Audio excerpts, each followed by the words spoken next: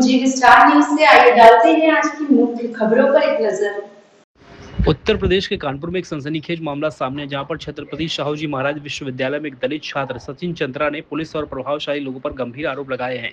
छात्र का कहना है कि उसे इंसाफ मिलने के बजाय जान से मारने की धमकियां मिल रही हैं। आरोप है कि पुलिस के कुछ आला अधिकारी और कर्मचारी इसमें शामिल हैं। उसे हाफ एनकाउंटर की धमकी दी जा रही है। दरअसल यह पूरा मामला 26 अक्टूबर 2024 से शुरू हुआ। छात्र सचिन चंद्रा का आरोप कि उसने उनके पड़ोसी दरोगा और उनके साथियों, जिनमें से डीसीपी वेस्ट और पीआरओ निखिल शर्मा, दरोगा प्रशांत शर्मा और एसएचओ पंडित दीनानाथ मिश्रा का नाम शामिल है।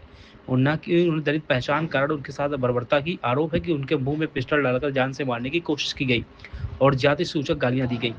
दिसंबर 2024 में छात्र का दावा है कि शिकायत करने पर उल्टा उसी के खिलाफ छेड़छाड़ का झूठा मुकदमा दर्ज हुआ। फरवरी 2025 छात्र ने हार नहीं मानी और इलाहाबाद हाईकोर्ट से स्टे लिया।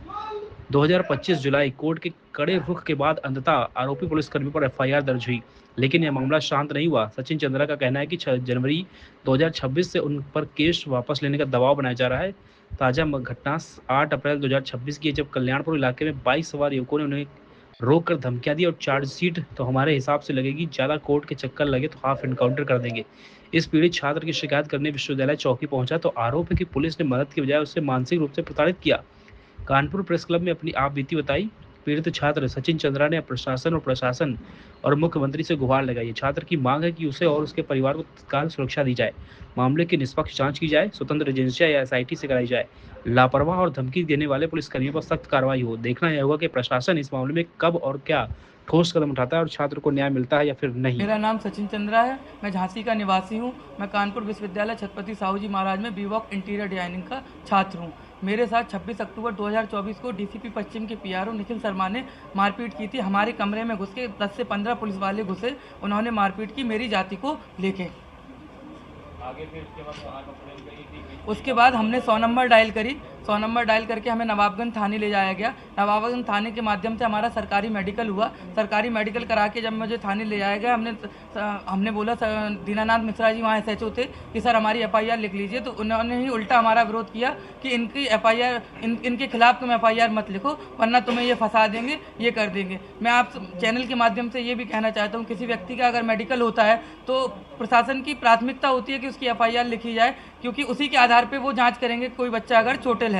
पर पंडित दीनानाथ मिश्रा जी ने ऐसा नहीं किया। जब उन्हीं के सामने हम जब चौकी में खड़े हुए थे तो हमारे पास सीयूजी नंबर एसीपी कर्नलगंज के ऑफिस से फ़ोन आता है, जो कि निखिल शर्मा करवा रहे थे। उन्होंने फ़ोन किया कि तुम एफआईआर वापस ले लो, वरना तुम्हें फर्जी मुकदमे में फंसा देंगे। इस चीज़ को हमने लाउड स्पीकर पर नवाबगंज थाना प्रभारी को बताया, तो नवाबगंज थाना प्रभारी हमसे कहते हैं कि चलो रुको, हम घटनास्थल पर जाके तुम्हारी जाँच करते हैं। जिस घर में मैं रहता था वहाँ 8 से 9 कैमरे लगे हुए हैं। एक अच्छी सोसाइटी है, वहाँ हर घर में एक कैमरा है। वहाँ सरकारी कैमरे जो खम्भे पे लगे हुए थे वो भी लगे हुए हैं। पर पंडित दीनानाथ मिश्रा जी वहाँ जाते हैं, हमें फ़ोन करते हैं वापस कि बेटा कि तुम इनके खिलाफ मत लड़ो, वो डीसीपी पश्चिम के पीआरओ हैं, वो तुम्हें फंसा देंगे और हम उसमें नहीं बचा पाएंगे, और तुम वापस चले जाओ। तो हम नहीं मानते हैं, तो वो कहते हैं कि अब तुम वहीं बैठो, और हम पूरी रात उस दिन चौकी में बैठे रहते हैं। सुबह संडे था, तो जब संडे था तो वहाँ पे हमसे दरोगा जी कहते हैं अब चले जाओ, एसएचओ साहब आएंगे नहीं क्योंकि संडे है। तो हम फिर वहाँ से चले जाते हैं। फिर हम 29 तारीख को डीसीपी पश्चिम के पास जाते हैं। डीसी पश्चिम को हमने ये होते हैं कोर्ट के आदेश पर आपका मुकदमा। जी जी ठीक है, उसके बाद रिसेंटली आप लोगों को धमकी वाली बात कर रहे हैं। जी जी क्या हुआ? ये 8 अप्रैल को जब हम दलहन क्रॉसिंग से जा रहे थे तो हमें 2 व्यक्ति अज्ञात रोकते हैं, और 2 व्यक्ति हमसे कहते हैं कि बेटा जो इंस्टाग्राम पे तुम रीलें डाले हो, तुम न्यायालय से कितने भी आदेश ले आओ, जांच कानपुर प्रशासन को ही करनी है और हमें ही करनी है। तुम ज़्यादा हवा में मत उड़ो, वरना तुम्हारी हम ज़िंदगी ख़राब कर देंगे।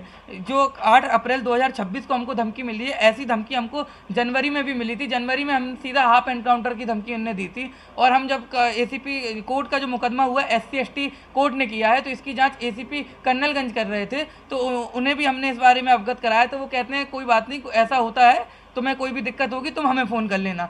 तो हमें जब जान का खतरा है, हम इस चीज़ को थाना एसीपी को अवगत करा रहे हैं, तो एसीपी साहब हमारी मदद करने की बजाय हमसे कहते हैं चीज़ें हम देख लेंगे। तो वो कैसे देख लेंगे? क्या वो जब तक प्राथमिक रिपोर्ट दर्ज नहीं करेंगे तो वो जाँच किस चीज़ की करेंगे? प्रशासन में तो यही कहा जाता है, हम ये चाहते हैं कि हमारी एसआईटी की जांच की मांग की जाए, क्योंकि जब प्रशासन जो आरोपी ही अगर जांच करेगा तो हम छात्रों को न्याय कहाँ से मिलेगा? और हम अपनी जांच एसआईटी के माध्यम से करवाना चाहते हैं। इसके लिए हम मुख्यमंत्री जी तक